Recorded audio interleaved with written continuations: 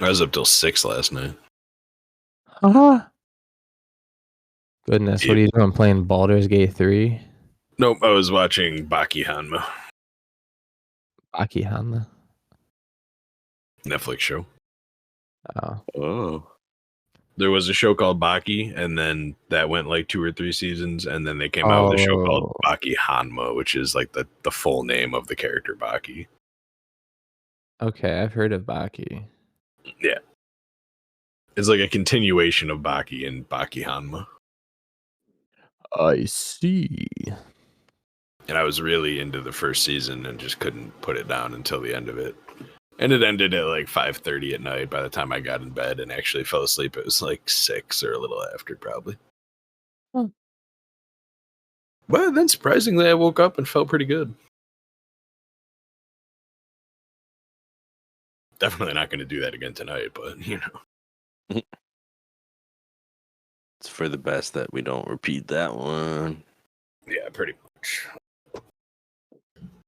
I don't make a habit out of staying up that late. No, I know you don't. Hey, Paket. Are you guys like ready to record though? Yeah. I'm already recording. Cam, you playing Baldur's Gate? No, I closed it. You seem so happy about that. Yeah, I'm good.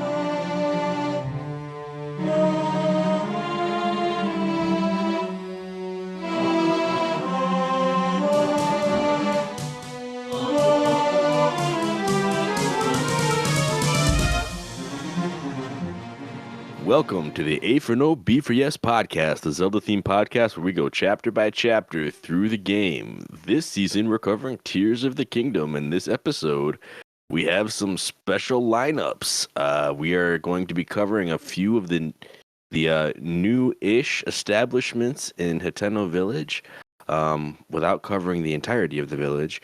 And then we're going to be heading over to Hyrule Castle. I'm Ryan Fonzie, a golden horse, and with me, as always... You got Anthony, and I'm a spilled smoothie. And I'm Cameron, a nug. A nug. A nug. Hello, Singular nug. nug. What happened to your nug friends? But is this They got used up. Oh, man. is this nug going in some sauce though? It may just be. Ooh. Chicken in a biscuit. I think I can sense some sweet and sour sauce on the horizon. That's where I'll go, where the sauce takes me. That's right. I asked for that sauce. I'm gonna find it. All right. So, like we said, though, we're heading to Hateno, right, guys? Sorry, this is actually our second attempt at recording this episode, so we're feeling... Now, what actually is it? So, What is what? is it Hateno, like Tenno from Warframe, or is it Hateno, like a Japanese pronunciation? Or is it Hateno? Or is it- Whoa. Is it Hatna? Is it hate no? No, but for real, like I don't actually know how to pronounce it. I don't think it's important. I've always I said think Hateno. if I'd it like was to think about Hatino, there would be 2 E's there or an EA. So I feel like it's Hateno, especially knowing like a little bit more about how Japanese tend to pronounce their names. I have a feeling that it would be pronounced in the language it was created in as Hateno. Okay. Hateno. But yeah, Hateno's got some cool stuff going on. and there's a whole story there and that we're saving for another episode because it is a lot. And when I say another story, I'm talking about CC and there's like a whole political story that kind of plays out. Mushroom Kingdom. It's a thing. But I got one thing to say about Hiteno. It's a great place to die. what? Excuse me? Huh? Is it really? Yeah, they got the shop. Get out of here. Get out of here. with the Had to do it to him. Die shop. But before you even get to the shop, there's a couple of, well, not couple. I mean, if you're interested, okay, in Breath of the Wild, right? You had this whole quest where you could buy yourself a house, which was like your house. You bought your own house back. And that like led off to a whole bunch of other stuff. You could have it upgraded, or you could start the Terrytown quest, all that stuff. You need a 7,000 wood. Yeah, it's like a deforestation quest is what I think it was called. So in this game, you might be like, "Hey, how's my house doing though?" It's there. And you might come back here and be like, "Yeah, Link's house," and then you get to it and it's like it says Zelda house on the title card. Like, this is Zelda's house now. Link doesn't even have anything in the house anymore. All of your little weapon stands gone. You might be him to wondering court. where that man sleeps. Took his house. She took his house, man. I think he gave her his house, if I'm being honest. I think Link Most likely. was like, yeah, you just came back from fighting Calamity Ganon for 100 years straight, and the castle you used to live in is in shambles. You can just have my house. I'll find a new one. I also feel like, I don't know if this is going too much into Hiteno's like story, but there is a new structure in Hiteno, and it's a school. And from the lore that we pieced together, Zelda was instructing the children of Hiteno, like, and helping them and caring for them, and she'd just be better off doing it actually in the village, than being somewhere else. So there's a couple of the characters that we'll talk about this, and there's a couple of journals in the house that I was planning on reading in this episode that explain a little bit more about that. But yeah, so the two, I guess, just to kind of put this all on the table, the two buildings that we're hoping to cover before going to the castle are the house and the school. Zelda had a room put on that house that Link never could have done by himself. Crazy. Yeah. So, real quick description: if you walk inside the main part of the house, it does overall, it's the same shape, but there's like a kitchen and a bunch more like actual housey stuff, including pictures on the walls. And this is a little bit of an Easter egg, but the pictures on the walls are actually of the different. Each one kind of correlates to a different quest line from Penn, like the whole like Zelda sightings quest. Interesting. Like there's a portrait of a golden horse up on the wall. I did see that one. There's a picture of Magda, the flower lady. She's involved in one of them. Flower Blade Ganon? Flower Blade Ganon has a picture. Oh, jeez. Picture of a dude with a goat, because that's relevant. We haven't talked about the quest yet, so I can't really say how these are all relevant. A couple of dudes cooking what looks like is going to become a meaty rice ball. And then there's one, and we haven't talked about this. This is like tucked away. If you don't actually do the pen quest, you might never see this because it's one little section. But it's a picture of a couple of mysterious beast creatures. We're going to talk about them. Spoiler, I guess. They're called Don-Dons. What? And they're really cool. If you want to ruin it for yourself, look up Don-Don. If you don't, just know that adventure is out there and these creatures do exist. Adventure. Yeah. But very cool stuff. I didn't, the first time I came in this house, I didn't know what any of these pictures were about, but now I know what they're all about. So it was really cool to come back and be like, oh, hey, all the people who knew Zelda. She has pictures from her travels. But upstairs, there is a journal. If you guys don't mind, I will get started on that. There's going to be a lot of reading. Well, not a lot of reading, but a few readings this episode. So Zelda's journal, right? One of two. After the calamity, I asked myself how to rebuild and set out across Hyrule in search of an answer. I saw collapsed buildings, lost cities. The damage was far worse than I had imagined. But as I watched the people and heard their stories, I was convinced all was not lost. The people's spirits were not broken. They and their strong wills are Hyrule's greatest treasure.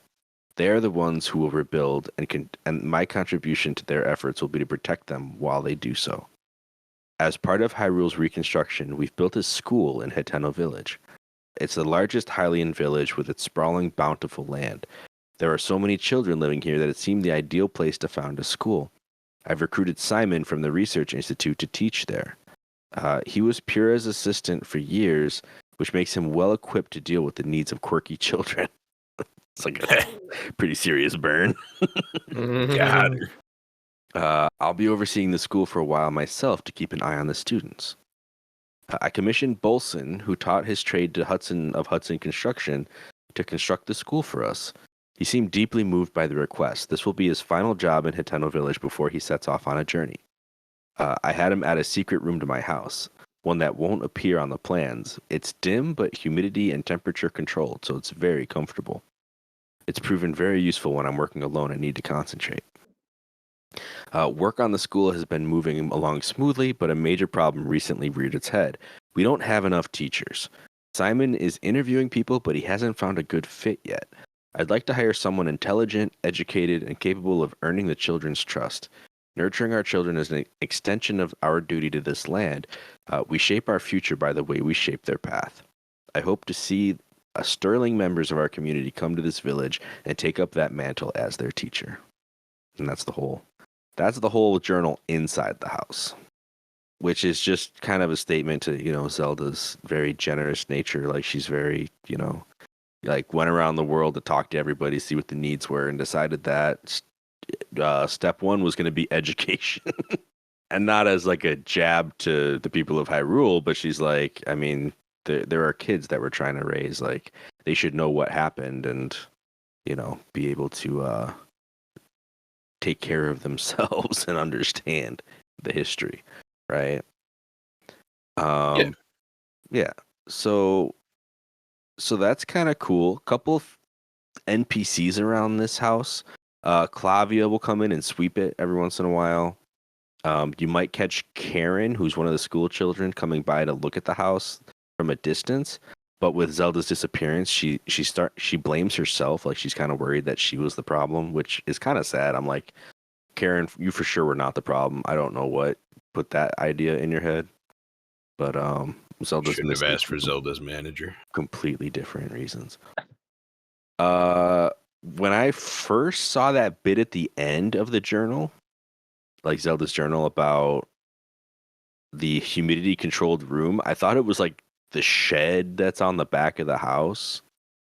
And I was like, this doesn't seem right. Like, you walk in, there's just I was like running around the entire house clicking on stuff, expecting for some like science novel shenanigans where one of the pictures would like have a latch next to it that you'd get a prompt for, and then like the bookcase would slide to the side, and then bam, secret room.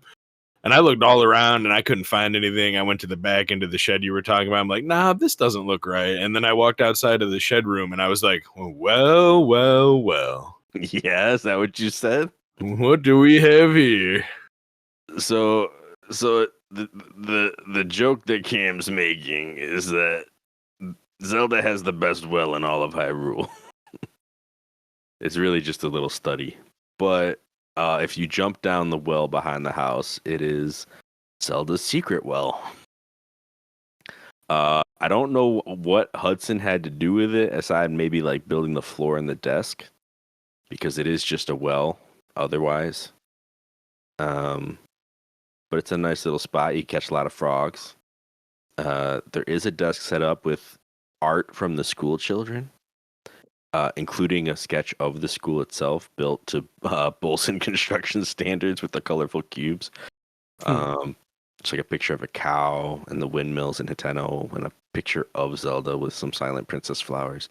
And there's some cute sketches. Some bright bloom seeds there too. Yeah. Yeah. The whole place is lit by bright bloom seeds. Yeah, but I don't think you can pick the ones that are lighting it. There's like a couple sitting on a desk that are the only ones you can get. Yeah. And there's also a treasure chest down here. And in it, you can find a hairband. Da-da-da. It's called the Well-Worn Hairband. It's the classic blue color from Breath of the Wild. Basically, this was Link's hairstyle in Breath of the Wild. So if you aren't a fan of the free-flowing, ruffly hair, you can just put in this hairband. It literally has a defense rating of 0. So it's, you know, if you wanted to look like this in Breath of the Wild, it would be the same thing. You just wouldn't be wearing anything, basically. Like there wouldn't be any defense for it, but now it's considered like a headpiece. So you put it on and he just puts his hair back. What a waste of stats. It's fashion tears, man. I'm not playing Tears of the Fashionista. Man, Cece not gonna be happy with you. Nah, she not. Around these parts, Cece's like, who's that clown? But yeah, there is another journal down here as well, where it's a little bit more, private, obviously, because it's in the secret well. So it's not as just much like, here's my accomplishments and what we've been trying to do in Hyrule. It's like a little bit more feeling oriented, I believe. So I'll just go ahead and read that too. So Zelda's Diary Part 2. Okay. Though the calamity is over, its scars remain. A mountain of problems stands before us even as we begin to rebuild. No matter where I go to offer aid, Link remains at my side, a kindness that has taken a visible toll on his clothing. That's why I've put an order in for a new and improved champion's tunic just for him. I just can't wait to see the look on his face when I surprise him with it. I'll hide it in the throne room so he won't find it until after our investigation. Even he would never expect the torches are the key. All right, so actually not feeling oriented at all. I thought there was a little bit more. I was wrong. This is just a hint as to what we're doing after we get out of Hateno.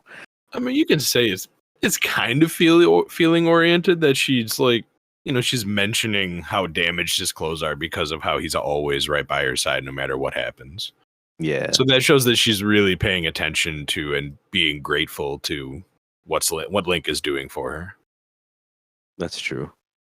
Just a tinge of it. Just a tinge of it, yeah. So I think next, we can head over to the school itself. Zelda's pride and joy and No. First. Don't make me go back. Don't make you go back to school. I love how the first thing that at least the first thing that I experienced when I went to the school, or I went to school with my backpack and ready to learn, was just seeing Simon just getting like so frustrated with the kids. He was like, I can't just, how do I teach these kids? Like, I can't. And he's just like going on and on about like how like he's just like so like, I don't know how to teach them. I need like real world examples or something like that. And he's just like going on and on about like, yeah. So there's getting flustered.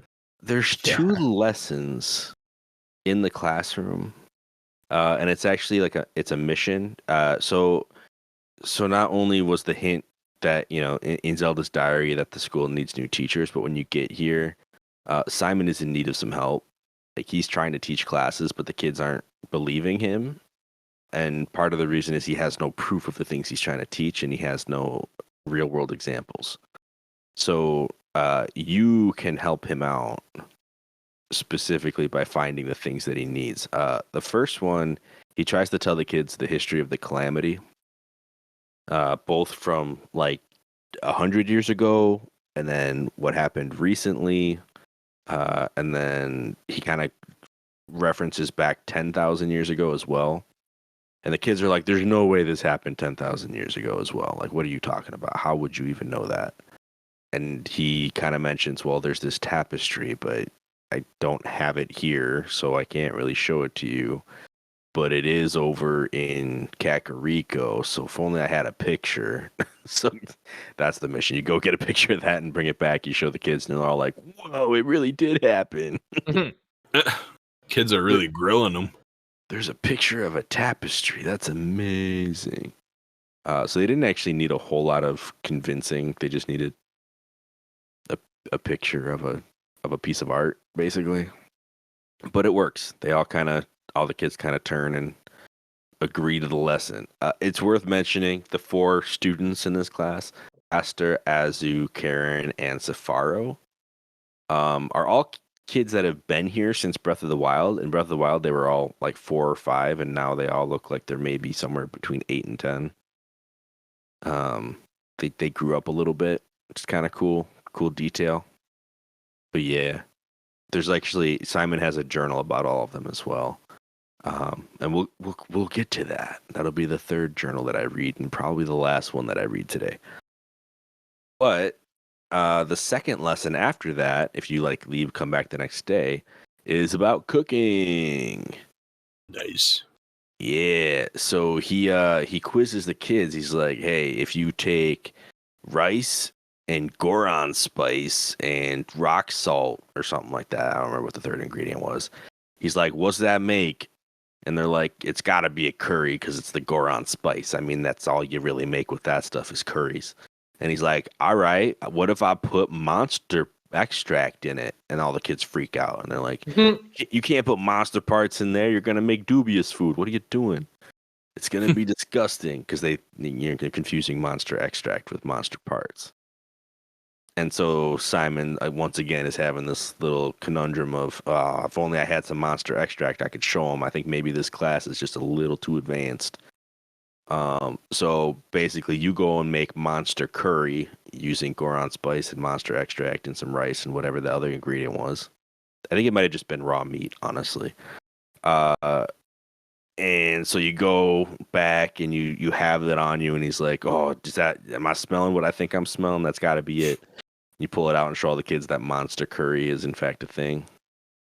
It only heals like 3/4 of a heart, though. I don't know what the point of this dish is other than to be part of this mission. I think this also brings up another important part about this game, that if everyone can smell the food that's on Link, my man smells like a walking buffet all the time. That is true. I never thought about it until this part where I was like, he can smell what's on me? My guy must be the most delicious smelling person in all of Hyrule, because he has a 36-course meal on him at all times, at least.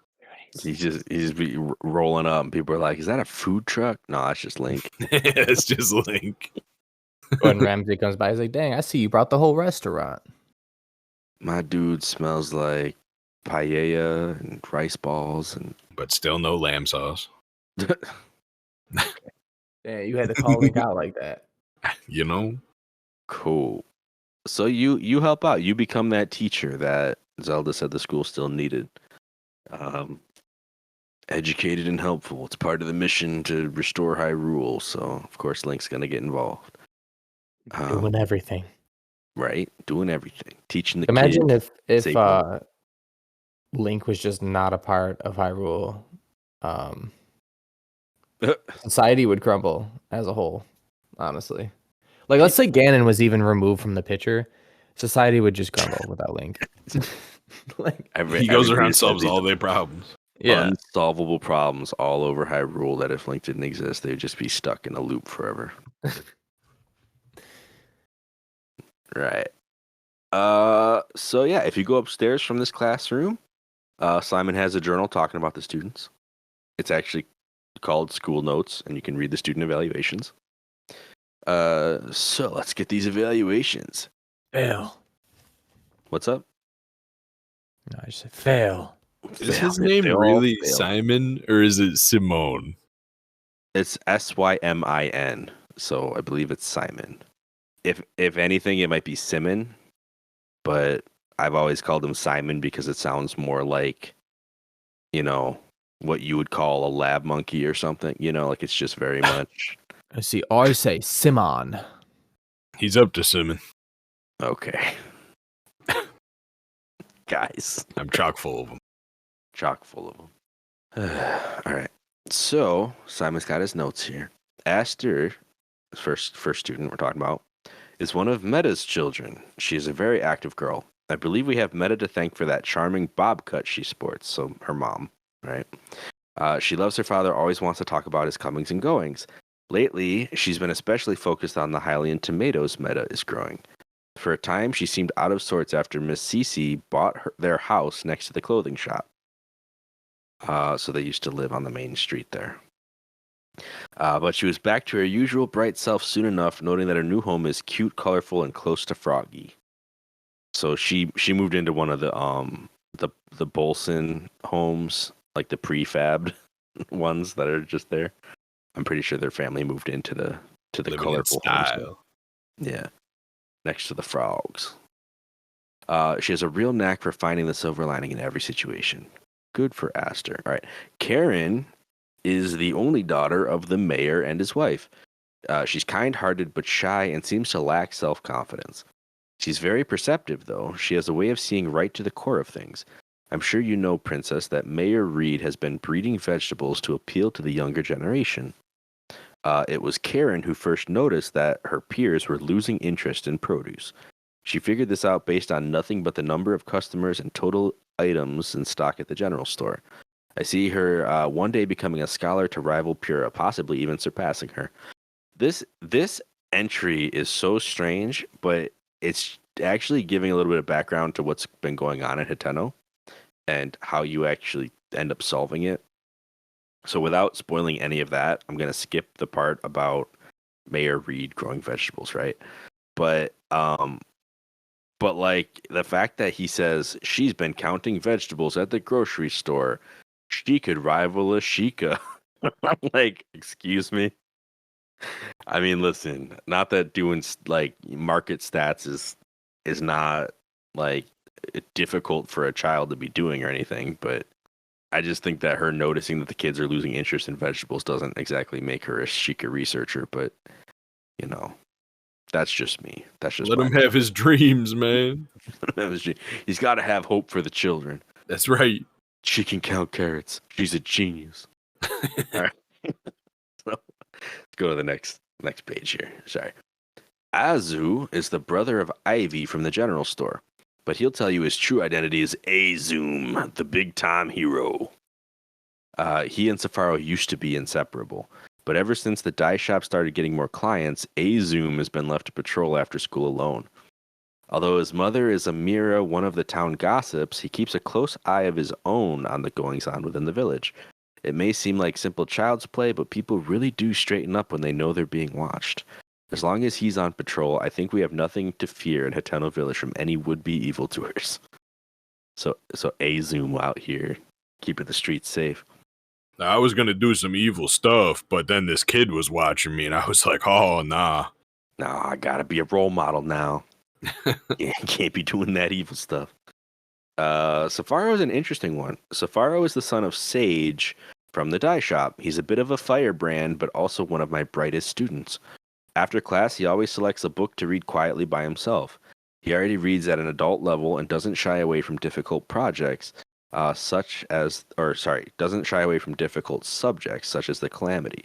The family business has been booming ever since Cece came to town, which may make it hard for him to study at home. Sage has an artist spirit and would rather have his son helping out at the store than going to school. But everyone learns differently. I want our school to be a place where children can get an education no matter their needs. Yeah. Is the Calamity really that difficult of a subject? It's a story. Yeah. I mean, I know. I mean, everything's kind of watered down. This whole school is kind of a callback to Breath of the Wild in that sense, where they're just trying to teach the kids all about the Calamity, but it's actually not that deep. Like, as I was reading it, I was expecting some drop of, like, chemistry or calculus or something, and, like, just a complicated subject of the story of what happened to us. The story of our it's not even it is a subject, but it's like you just learn it. There's not some difficult way you have to take it and apply it to other situations or problems or anything. It's a story to remember. I was a little like, when I read that, I'm like, that's kind of silly. All the kids are bad at Yeah. history. Apparently. The history buff, man. They're all following in my footsteps of hating social studies. Well, Safaro's a little different, man. I don't know. It's interesting to me that his dad Sage is like, "Hey, I just want you to help me run the shop. I don't need you getting all educated." And he's like, but he's like actually interested in the studies, like he's spending time after school reading adult level books on his own. And his dad's like, I don't care how smart you are. Just get me some colors. Like go out back and get the dye. It's his form of rebellion. You don't want me to be smart, Dad? I'm gonna be the smartest. Gonna be the next Hyrule researcher. Yeah, well, I mean, he would if that wasn't taken up by the girl who can count the produce. Yeah, counting carrots is tough to beat, but maybe he can be the assistant, like Robbie to the Pura. Yeah, he can be the Simon in the situation. Yeah. Oh gosh. All right, school notes. I understand you'll be heading soon. This is the last page, I believe. I understand you'll be heading soon to Hyrule Castle to investigate the reports of strange phenomena there. So this school notes is Simon writing these for Zelda to review. So they're all kind of addressed to her. So whenever it says you, that's who the you is. Of strange phenomenon there. I trust you'll be fine with Link at your side. Nevertheless, I can't shake this strange tightness in my chest. It's similar to what I felt right before the calamity, come to think of it. The children know you as Miss Zelda, their beloved teacher and mentor. But I know that Princess Zelda's duties are wider ranging than that. Take care, Princess, and return to us soon. So yeah. There, even mentioned that these notes were taken right before you and Zelda went down, into the underground to go get attacked by a mummy. Yeah, Simon's got some clairvoyance going. He's like, I felt before the calamity was going to happen, and right now I'm feeling weird again. And well, then the castle started floating. So, I mean, this guy's on point. Pretty much. He when Simon has a bad feeling about something, you better take heed, It's right. Nostrasimon's. I'm sorry, what? Banned. Nostrasimus. Was that a Nostradamus joke? Yeah. He's Nostradamus. Get out of here. He predicts things, man. But with all this calamity talk, and I mean, Zelda promised some new threads. I think she did. It's about time we head over to the actual ground zero of the calamity itself. This is this was originally something we thought might come up in an adventure episode, but the truth is, it's just there's so once we were able to tie it to the buildings in Hateno, I felt like it became its whole own story. Both with just remembering Breath of the Wild, remembering the calamity, and then being able to go back and see the castle in an all new position, all new, like everything in it is kind of rearranged and moved around. Not so much that it's unrecognizable. Like if you know the map from Breath of the Wild, you're not going to be lost coming here and looking around. Like you're going to know where things are. So that's cool. But that's our next venue here, is to go in and take a look at the castle. So we build us up a flying machine. Yeah, one of the easiest ways is to just fly there from the Great Sky Island in the middle of everything. Just use that to glide on over to the castle. Yeah, I think what I did, because I got here extremely early in the game. Yeah. Like, I want to say that I did this it must have been right after Tulin. So like I had basically done all of the Wind Temple, and then I think my next venture was actually this. And so I'm pretty sure I actually came from like the Wind Temple area, and I had about, I want to say like 7 or 8 stamina wheels, like the yellow and the green, and just rided it out from one of those box machines, and I just rocketed as far as that thing would let me, and then glided the rest of the way. And it was an adventure. And let me tell you, coming here at like, 7 or 8 hearts is it was a challenge. It was quite a challenge. Kind of like maybe not as triumphant as Cameron's like Gliok episode, but yeah, it was a tough one for sure. And especially like the way that they disperse enemies and how you can find them, and some of the events that you can trigger in this is just like, it was so hard for me at that point. But I did it all. I haven't been back since I completed it. Yeah, I think you were the first one out of any of us to go back to the castle. Because I remember I went definitely after the Wind Temple. I may have even waited until after I personally did the Fire Temple, but I don't remember that for sure. But once I got word from you that you don't trigger any major story events inside the floating section, I felt free to go and explore it, and it definitely was challenging at times. Like there were, there's like a just as an example, there's a tunnel somewhere around the castle where there's maybe 6 higher level Horriblins just chilling on the ceiling. No. Not the Horriblin tunnel. And other things like that where it's just a bunch of enemies. Like there's a pack of moblins all around a campfire and stuff like that. It's just like, here's a tough enemy. Now here's like 8 of them chilling all together. How do you There feel was about that? It was like, oh, there was a wow. pretty challenging section over to the west side of the castle. I want to say towards like, I think it was on like near Zelda's side, and it's where there's like, I think 2 likes. I think they were fire likes, and it was in the middle of a rainstorm. And so lightning was just coming down, and I was trying to, I don't think I had any melee weapons that were not metal at the time. And the only thing I had basically was a bookcase shield, because I was like, knowledge. I was like, that's the best invention that they've ever come up with, was you can add a bookcase to your shield. But aside from that point, yeah, it was like this like really challenging area where there's a bunch of moblins, lakes, and it was just lightning. So I was just having a really hard time out there. It was really annoying.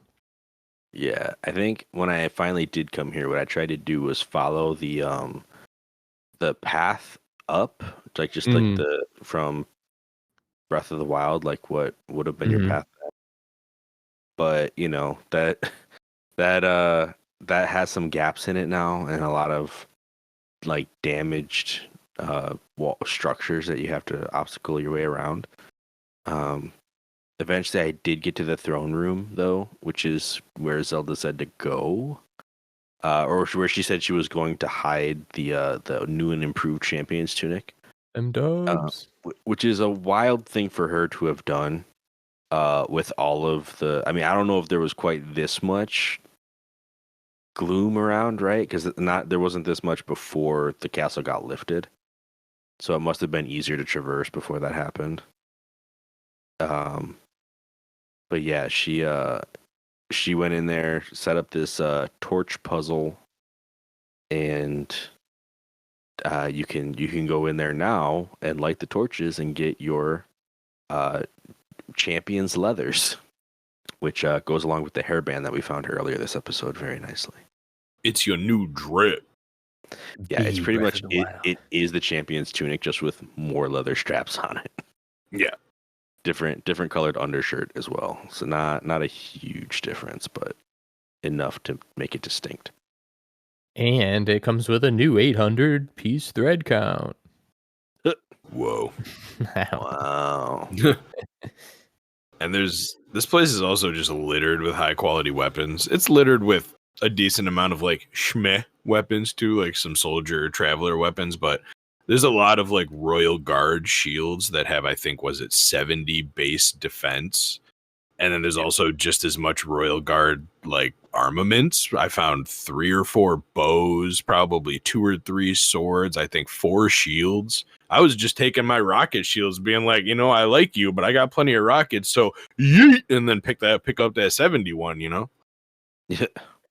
So Yeah, pretty much. Royal Guard weapons are some of my favorite weapons because they have, those like blue bonus stats that weapons can have. Yeah. So I don't know if it's every Royal Guard weapon, but I do believe it is everyone. I could be wrong. I know for the fact the Royal Guard Claymore has this ability where it's like the metal may not be as durable as others, but this sword yields massive destructive power just before it breaks. So basically, what that means is whatever that sword is at, when it's about to break, it gets doubled. So you can combine that on, let's say you're fighting an enemy that's really tough for you to beat. Like, let's just use, I don't know, a Hinox as an example. I mean, it's not tough, but, for the sake of things, it's like got a lot of health. You could wait until this Claymore has the ability to about to break and then have like a bunch of attack up armor, a bunch of attack up potions, like really stack the attack. And then you get that doubled attack power, which I don't exactly actually know where the Royal Guard Claymore stacks up. I want to say it's around 55, maybe depending on if you get like some bonuses, it could be in the 60s. So you double that, and then you could do probably like almost 200 damage with that. Easy. Wow. I've actually seen numbers where people were using them. Some people who are crazy enough and break the game enough do over 200 with those weapons. But I've seen it over 200. But yeah, like just, if you take a couple potions alone with some armor, like you can get those to over almost close to 200 as it's about to break. So you can just do one massive shot. And then I guess this is a good time to mention it because we haven't really like been to the area where you find them, but you mentioned those blue numbers or blue power-ups on weapons. Mm-hmm. Well, probably within the next episode or two, we're going to be heading to the volcano, and there are octo rocks there from the first, like in the first game, that suck things up and shoot them out. And when you get one of your weapons sucked up and shot out by them, not only does it repair your weapon, if it's almost broken, it'll be completely repaired, but it also is guaranteed to give you one of those bonuses, even if the weapon didn't have it. And then if you do it again with the same weapon, it actually gives you a different bonus that's like a higher tier and a stronger bonus. Massive damage. Pretty much. Just a cool thing to add on to because it's like, I don't really know of anything else in the entire game that you can really link back to those weapon bonuses because they don't really come into play outside of I found this weapon, it's got a bonus. The only way you can affect it or change it is through those octo rocks. Oh. Yeah. Cool. Yeah, I mean, aside from like the royal stuff as well and like all that, like there are some not key, but like unique items you can get in this castle as well. I know up at the top of Hyrule Castle, let's just do a quick rundown, I guess. Like there's like a middle spire above the sanctuary. Which is the throne room, right? Where you can get the dusk bow, and this is a reference to Twilight Princess. It's a pretty cool looking bow. Every time there's a blood moon, you can go back and get another one if you want. It's got 30 damage, which isn't a ton, but it's a decent bow, especially early on in the game. Mm-hmm. There is throughout the castle, if you go to some of the key areas from Breath of the Wild, like if you go to Zelda's room, you can get one piece of the Royal Guard set, like the armor set. I don't remember which piece is where, so just, forgive me for that. But if you go to the King's secret library from Breath of the Wild, which is in the library, you have to move one of those bookcases out of the way. You can get another part of the Royal Guard uniform, and then if you find the actual guards' quarters, that you get the third piece there. So all of like the Easter egg like story areas from the last game all have a piece of the Royal Guard set, which is just a very stylish outfit that gives you actually I think it's maybe like the second highest amount of defense in the game, something like that. It's very beefy once you upgrade it and everything. But a lot of fan artists love that one because it's it's very good, very stylish. It reminds me of something out of an anime called Kill la Kill. Hey. I know I can't remember right now, but like, yeah, it's very unique to say the least. It's really interesting. I wore it for a bit actually, and then I found the champion's tunic, and I was like, Give me that. Discarded it immediately. "Oh yeah, Nice. I'm replacing it with that champion's tunic." Are you kidding me, man? Come on. It's blue. It's blue. Did you get the Tunic of Memories by any chance? The Tunic of Memories. Yeah. So It's not ringing a bell. So this is like a tangent that I'm about to go on here. But in the depths, the bargainer statues that we've talked about. Yeah. Now is as good a time as any to bring this up. But with the bargainer statues, each time you find one, it unlocks another piece of armor that you can purchase from an underground bargainer statue specifically. You can't purchase all these things from the first one that we met, but as you go, the first 6 will alternate between the Dark Link set and the Dusk set. I believe that's what it's called, the Dusk set. Dusk set gives you of the Depths set, I guess that's what it's called, like Tunic of the Depths, Hood of the Depths, Gloom Gate resistance.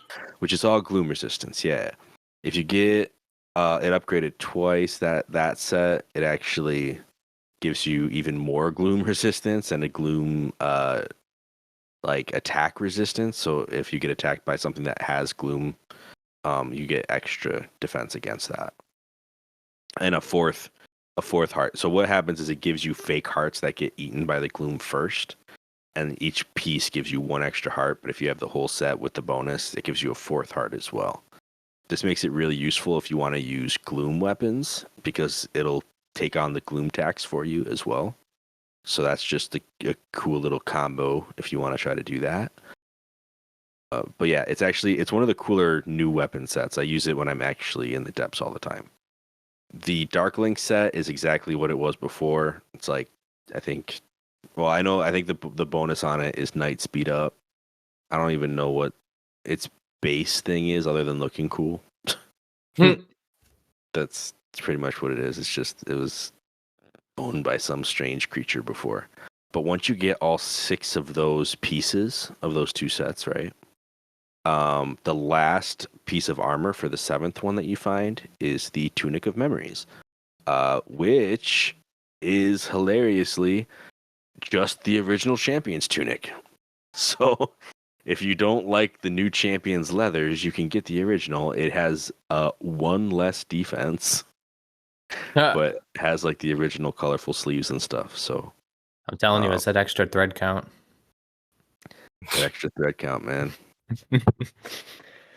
That's cool. I'll have to go do that. I haven't gotten that yet.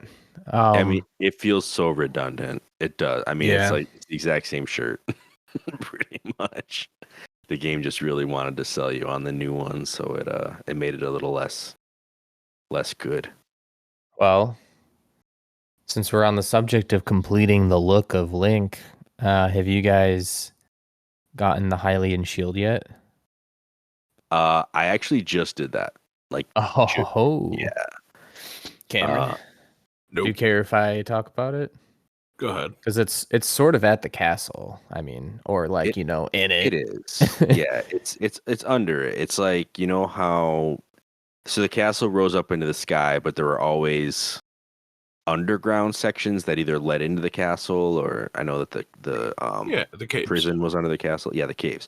So the parts of the castle that didn't float up into the sky is where you're gonna find this. Oh. Yeah. Yeah. And it's in everyone's favorite place. Which actually, It was in the prison last game, right? Or was it in the same Yeah, place? in Breath of Yeah. the Wild, you went into the prison, fought a Stalnox, and that's how you ended up getting it. Okay. So in this game, it's in a different place. It's in the docks. I don't know if anyone has been there in Breath of the Wild. I don't think there was like much to do There in the was a docks. shrine. Okay. There was a shrine to do. That's really all that there was for that, though. Okay. Yeah. Sorry. Go ahead. Oh no, I just couldn't remember like honestly what it was in Breath of the Wild, but yeah, there's actually not too much here either, but when you do go there, you see this like massive structure and the stairs have been taken out because of the calamity, and so I sort of just did like a rocket shield up and I found this like whole section that you can kind of walk around on. It's sort of like a castle top in a way, and you'll see this like giant urn of firewood just sitting conspicuously just in the middle of 4 fire pillars, and you're like, this should be lit. So you light it up, and out of nowhere, a treasure chest comes. And what's inside? The complete fit, the Hylian shield. And this dude rolls out with 90 shield. Like, come on, how are you gonna do that? Be 20 better than. I mean, I think it was 90 in Breath of the Wild too, but like I just forgot, and then I got surprised again when I was like, oh wow, okay. Yeah, it's beastly. Did you get attacked by gloom hands right after that happened? No, I did. right where really? I got it. Some gloom hands straight up came up the stairs after me. I was like, oh snap. Huh. But yeah, in Breath of the Wild, lighting that torch was how you got the shrine to come up out of the ground. And then you could go into it and do all that. In this one, that's just not what it was like. I think I teleported straight out of that junk like once I got the shield, so I didn't fight any. Okay. Oh, that's hilarious. Yeah. So yeah, they just repurposed the same set piece. I don't know if there's anything in this game that hints. Yeah, at I don't that, know. you know? I don't know. There's got to be something. They can't just like you can't just have to find it. Yeah, I don't know. I mean, yeah, I imagine there's got to be an NPC that tells you or something like that. But I never found. Like all maybe there's that. like a soldier or something in the Hyrule army who's like, man, I gotta say there was a shield that we moved and geez, I can't remember. Was it in the docks or was it in the prison? I don't know. Side note, I haven't figured out the prison yet. I did go there. Right. Okay. So it's not just me. I'm wondering if you have to like jump up from underneath it or something. Yeah. If you go There to the was prison, like, there's a lot of locked doors.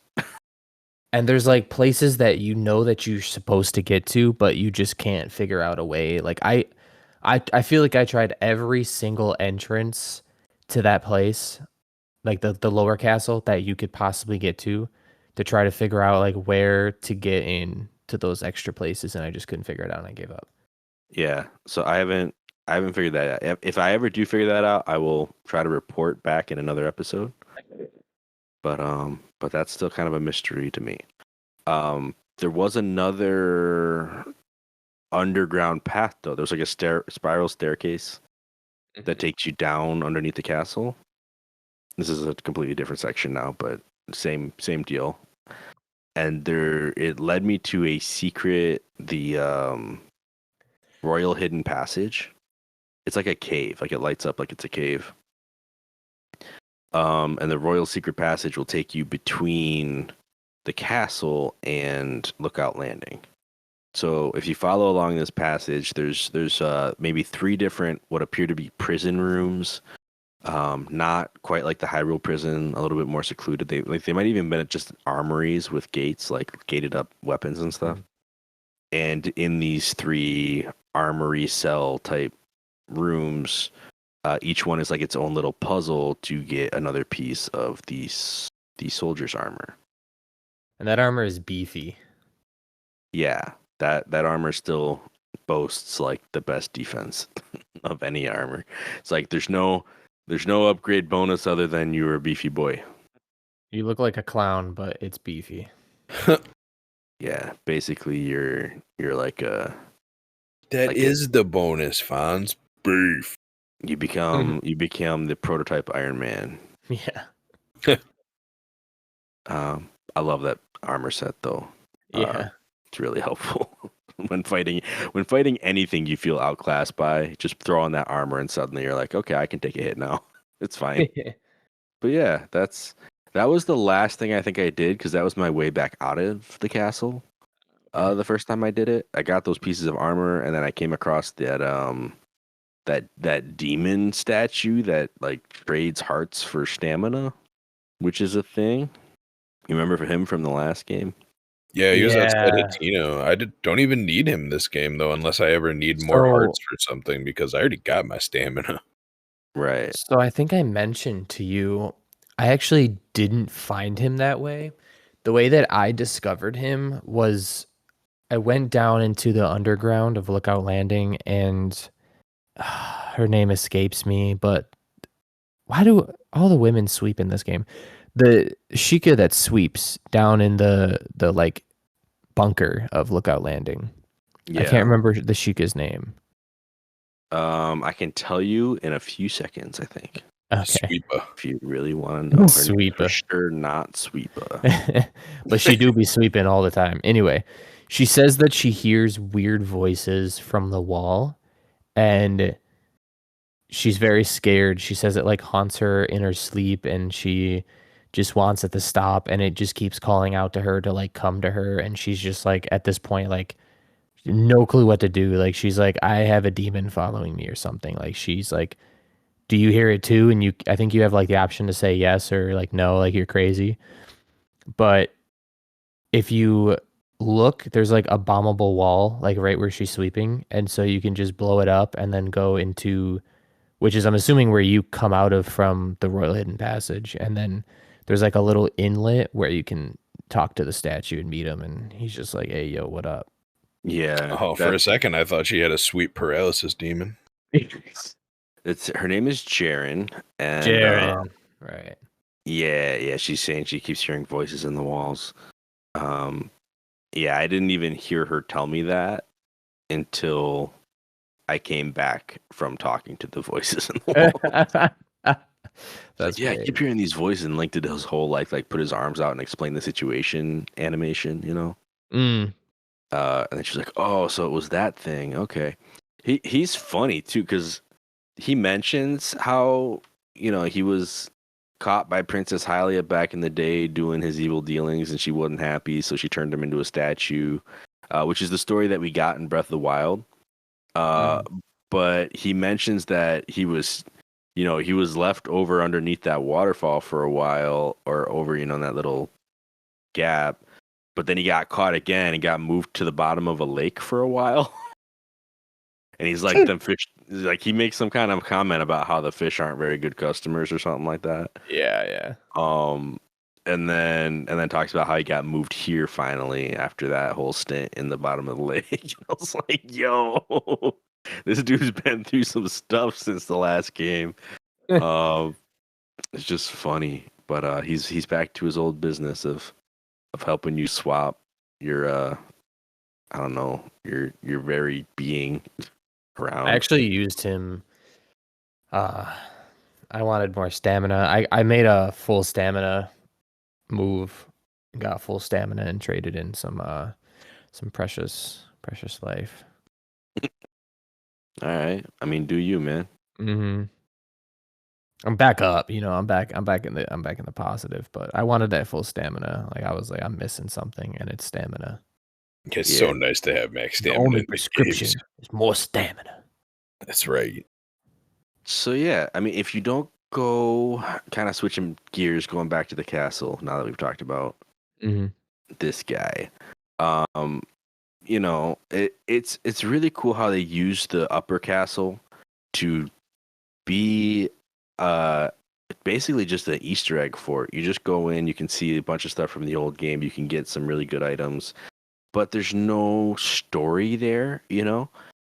Even if the opening cutscenes did use it, there's not really like There's unless you go into something the else. chasm, you're fine for the most part.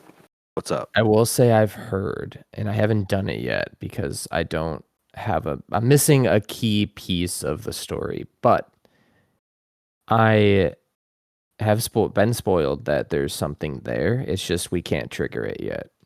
Okay. Is it end game though? I'm assuming. I have no clue.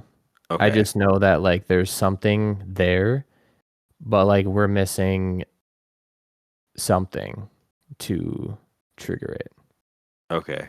So I'm not gonna Yeah. say there's not story. There's story. It's just not at this point in the game. Right. So where we are at currently, it is just a big fun fort of combat and callbacks. Yeah. The thing I'll say I'm a little bit disappointed by with this, is that a lot of the places, you know, or I mentioned you can get the guard set. Everything's been kind of gutted out otherwise. There's no more journal or any kind of account from the king, like from the King of Hyrule. His journal's missing. Zelda's journals that were in her room and in the study in the castle are missing. I mean, you know, there's still a dining hall and there's still like all of the castle features and everything. Like all the details are still there, but anything that you could have read, even the recipes in the library aren't there anymore. So it just seems like the whole place got gutted for some reason. And I don't know why they did that when it seems like most of the setting otherwise was reused. It just seems like they had an opportunity to either, I mean, even if they wanted to replace the journals with, you know, updated text, something a little more something for the loresters, you know? Just some random snippet to get. It's just like they just every location that you went to, it was like, well, you can get the Royal Guard set. I'm like, okay, thanks, but I wanted to read something. Like I wanted to learn more. Like we're assuming this has been what 7 years since the calamity. We have to assume that they went back to the castle on multiple occasions to do stuff and like maybe try to upkeep it again. I mean, they did definitely with the first part, you know, the bottom part. So yeah, they're trying to rebuild the city without rebuilding the castle necessarily. So it's interesting direction that they've taken. But yeah, that's I also had a just thought. wanted to say that like I was hoping for more of a certain kind of detail, and I just didn't get that when I came here. But I don't regret the time spent either. Like it was a fun, Oh yeah, it's kind of challenging and nostalgia fun. fest to go through.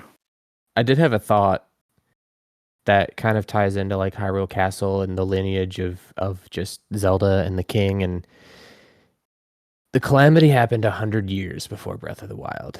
And in that 100 years, Hyrule hasn't really known where the princess has been, and the king and the lineage itself, like they're just like, oh, this probably died out, like everyone did almost. And so like you had a Hyrule without princess for like 100 years. And I'm not saying she's like not a great person and she tries and helps but like everyone in Hyrule was just so accepting of royalty coming back when they've been 100 years without royalty and like that sort of thing. And I know she doesn't throw herself around like that, but like it was just very weird, like in this game, to see everyone so accepting of Zelda being back. It was Yeah, just like, okay.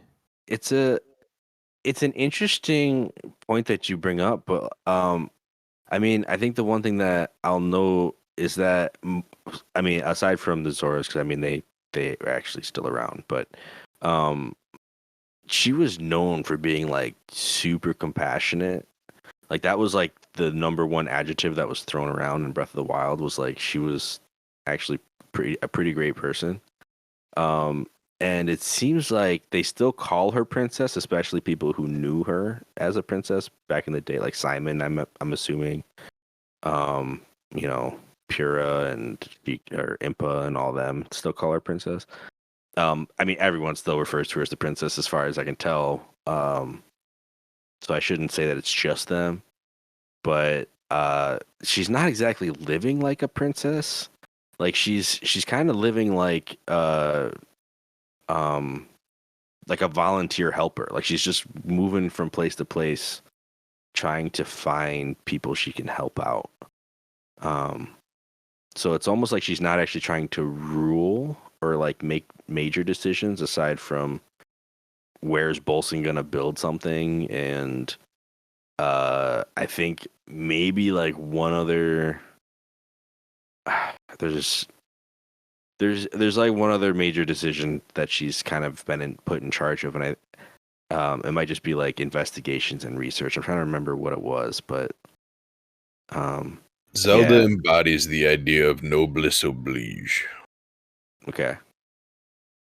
Would you elaborate?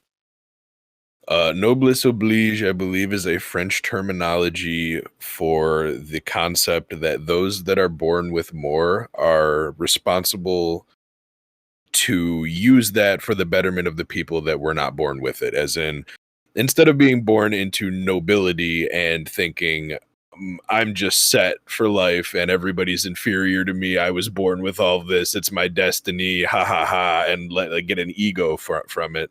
Noblesse oblige is the idea that you should take those things and spread them around to the people that were not born so lucky and use that as your way to give back.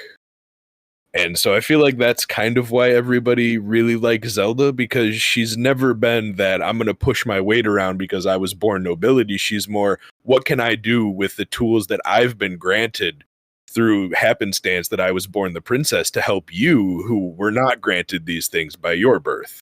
So I feel like everybody really latches onto her because she's always willing to help and share with what she has instead of using it as a superiority complex fuel. Yeah, which you see too often in real life. Her character is like 100% standout. Everybody who knows her has a good story to tell of like gratitude and appreciation for something she's done. Mm-hmm. So it's one of those things where like it's I mean, in reality, I could definitely see your point of like why after being absent for this long are we going to go back to the same system? And I would say that they really don't.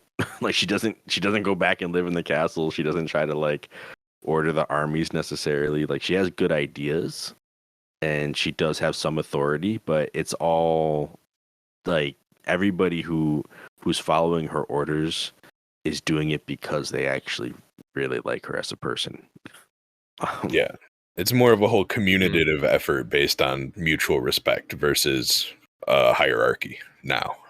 She ain't like the king. No, she's nothing like the king was all like that. Possibly. I don't think we really get that much about how he ruled so much. Yeah, no, we just got who he was as a father, and that was scary.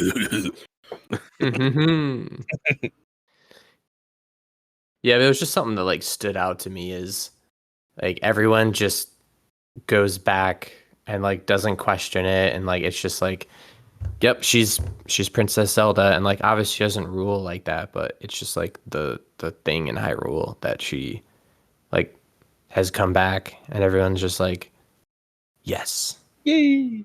But she obviously does her part though to definitely fuel the rebuilding, and I think it's more of Zelda's character that she's not anywhere else but Hateno, helping children. It wouldn't make sense for her to be somewhere else. I mean, obviously we've known her story like through quests that we'll get into later, but for her to end up in Hateno helping children is like 100%. You know, I'm gonna go as far as 300% her character and just what she likes to do. Yeah. I mean, everywhere that she's gone, she goes to help.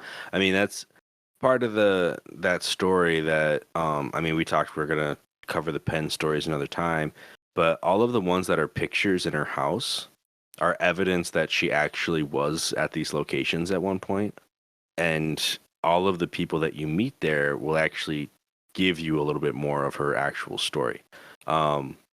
So it's cool because she really does just go around trying to help and trying to like rebuild Hyrule in a way. So definitely just shows her character there. And her wisdom, like rebuilding in very important ways, like not just rebuilding as in terms of buildings, but rebuilding as in giving proper education to the children for a foundation for the future of the entire all of Hyrule. Mm-hmm. Yeah, and she's got some environmentalist stuff going on too, but we'll get to that. Mm-hmm. But yeah, I mean, if you guys are good, I think we can kind of button this one up. I'm kind of glad that we covered this one. Now I'm actually more excited to get into the pen stories than I am to go to Death Mountain. But I feel like that is where we should go next episode. We got to save some good stuff for later, right? We got to eat some sirloin. Got to eat some sirloin. All right, cool. So y'all, this has been our episode of A for No, B for Yes. We thank you so much for listening. If you'd like to reach out to us or give any kind of feedback, you can do that on our website. We'll put a link to that in the description. We did get another written review that I found the other day. We actually got it back in May, but I missed it until now, so I'm sorry about that. But on Apple Podcasts, actually, we got a 5-star review. Let me look that up real quick and read it because I want to. 7 out of 10, not enough water. No. Needs more water, Temple. It's funny because as far as I can tell, we've only gotten 5 stars reviews so far. We've gotten 4 on Apple Podcasts and like 13 on Spotify. I don't know if we've gotten any anywhere else. Crushing it. But back on May 5th, Lunk34. Oh, MVP. There we go. Found this when I started my first playthrough of Ocarina of Time and Majora's Mask. And it's a great podcast and great funny dudes. So thank you, Lunk34. Aw. Appreciate that review. But He's yeah. the true Lunk. So if you guys would like to help us reach more people, that's one of the best ways you can do is by leaving us a good review on whatever podcatcher you listen to. Really appreciate the support. Otherwise, this has been our episode, and we'll catch you on the next one. Thanks for listening. Bye. And did you get all that?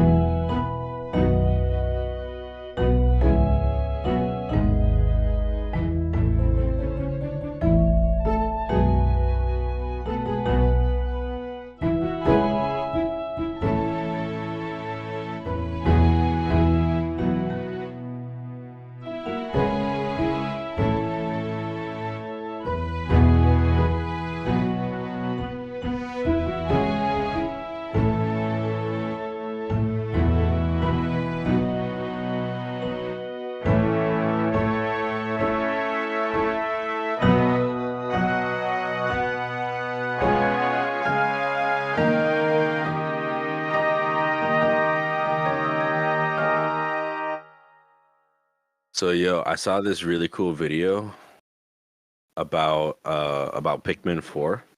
But it wasn't necessarily Pikmin. It was like the history of Pikmin in general. The title of the video, I believe, was "How Pikmin Low Key Saved Nintendo." Huh. In fact, let me look it up real quick because I shared it on Facebook as well. And I want to talk about this just a little bit before we start our episode. Let me switch on over to our podcast page. Yeah, right here. How Pikmin low-key saved Nintendo. I wanted to cite it. It's on the channel Video Game Story Time. It's about a little over 16 minutes long. And it just talks about the development of Pikmin, like how it came to be. It talks about like that conference that they showed off, the tech demo with the where everyone thought they were gonna get like a realistic Legend of Zelda. Like they were showing off a tech demo for the GameCube, and everyone thought they were gonna get a different Zelda game. They talk about how in that same tech demo or in that same conference, they showed off a game called Mario 128. And Mario 128 was all they showed was a screen that just slowly but surely filled up with 128 Marios, like pulling each other out of boxes, basically. Mhm.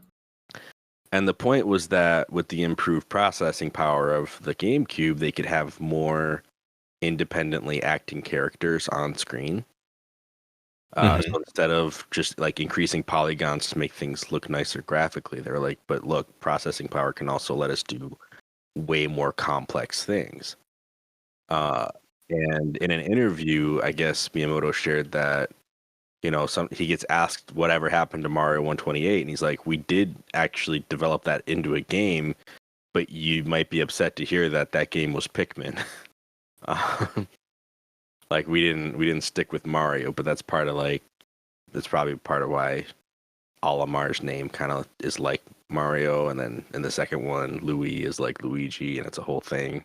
Now that you mention it. Yeah. Like really, really cool video. Talk about the art style of the game, all of that. But the reason I wanted to bring it up was because like I feel like it's a little bit suspicious how Tears of the Kingdom and Pikmin 4 came out in the same year, and how Tears of the Kingdom has like this sage mechanic where you're walking around with 4 or 5 independently controlled characters that each have their own process going on, and you command them around kind of like they're Link's Pikmin.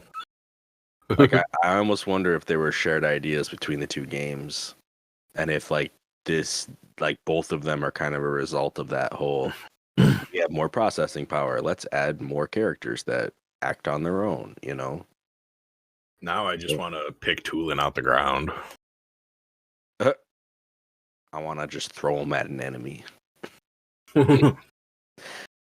Tooling go latch onto that Gleok's face. Don't get eaten though. Don't get eaten. Use your horse whistle, call him back. Yeah. And he dies, you just see his bow sticking out of the ground. Just pull him up. No. We gotta get that sage onion. Bro, I need that onion upgrade. I can only have 3 sages right now. It's crazy. Welcome to Shatsunami, a variety podcast that discusses topics from gaming and films to anime and general interests. Previously on Chatsunami, we've analysed what makes a good horror game, conducted a retrospective on Pierce Brosnan's run as James Bond, and listened to us take deep dives into both the Sonic and Halo franchises. Also, if you're an anime fan, then don't forget to check us out on our sub-series, Chatsunani, where we dive into the world of anime. So far, we've reviewed things like Death Note, Princess Mononoke, and the hit Beyblade series. If that sounds like your cup of tea, then you can check us out on Spotify, iTunes, and all good podcast apps. As always, stay safe. Stay awesome, and most importantly, Stay hydrated.